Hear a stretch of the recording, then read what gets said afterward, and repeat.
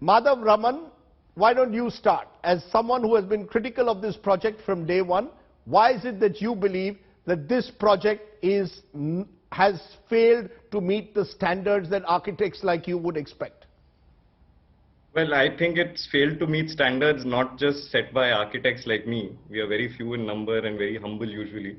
But it's failed to meet the standards set down by the Constitution and our sense of participatory democracy. So in terms of foundations, the democratic foundations are very weak. And whether you look at it as the parliament as a project or the larger Central Vista project, the problems persist. You're saying the problems persist, despite the fact, what is specific? Tell me what are the specific problems that, according to you, trouble you about this project? Let's be specific, beyond what you are claiming is the lack of transparency. Yeah, I mean, lack of transparency is the fundamental thing, hurdle to participatory democracy. But let's look at need and requirement. Now, a lot has been said about the fact that the MPs who are our elected representatives are left without enough infrastructure to carry on their day-to-day. Their numbers are going to increase, and so there is a need. Now, I remember in December 2015, the Honorable Speaker, then Sumitra Mahajan, had forwarded a request to the then Urban Development Minister, Venkaiah Naidu, bringing to a close a detailed set of discussions that had happened from speaker to speaker regarding the inefficiencies of Parliament. Now, that representation to the minister at that point in time had identified a plot across the street, right? So alternative sites were suggested. Now, the fact is that in the with this kind of opacity, we are unclear how these goalposts have shifted, and suddenly the site that was vetted by the CPWD then and rejected because of the heritage requirements and being incapable to get the parliamentary requirements under the heritage laws, suddenly we find that that is the very site that has been selected.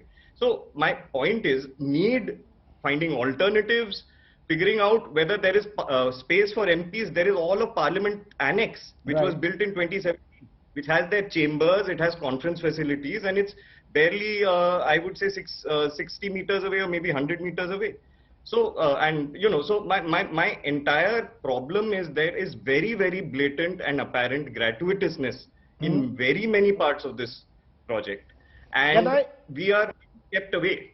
Sorry. Okay, so you're saying that you have fundamental problems with the manner in which the entire process of approving this project, of decision making in this project has gone through, and that's where you believe the problems lie. On the other hand, Pawan Kheda, presumably, the Congress actually boycotted or had a no-show today at this parliament ceremony. What is your problem?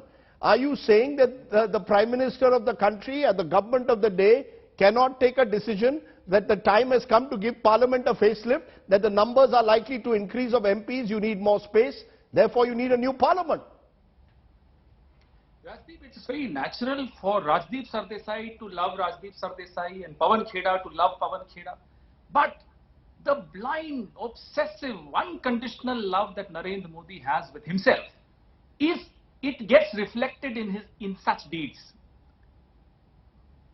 it's so blind that he fails to see that India has fallen to number 94 in the global hunger index. We are behind Pakistan and Bangladesh, since my friend Nalin Kohli loves to be compared to Pakistan always. We are behind Bangladesh and Pakistan. We are closest. We are slightly better than some South African countries. It is so blind that my friend Nalin Kohli and his party, they fail to see that the center is unable to give the states share of GST. They forget that MSMEs are bleeding.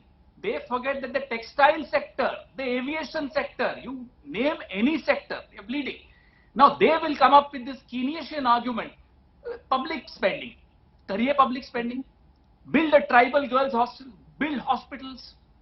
Rajdeep, this vanity project, as you rightly called, reminds me of Sahib.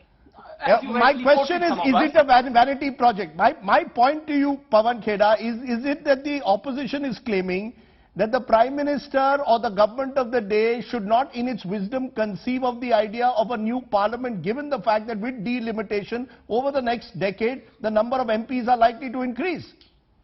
Rajdeep, words have a very limited legacy. And unfortunately for Mr. Narendra Modi, the only legacy he is leaving behind are words. So he needs a visible legacy. अच्छा, आपको visible legacy भी करनी है तो there are several things that you can do. Build institutions. This parliament has, existing parliament, even if you bring the delimitation, has the capacity for 700, 750 parliamentarians. And the central hall has a capacity of over 900 parliamentarians. Where is the need to spend for such an ostentatious expenditure? I must, this really reminds me of Sahir Ludhianvi. ये चमनजार, ये जमुना का किनारा, ये महल, ये मुनक्कश दरो दीवार, ये मेहराब, ये चाक, एक शहंशाह ने दौलत का सहारा लेकर हम गरीबों की मोहब्बत का उड़ाया है मजाक.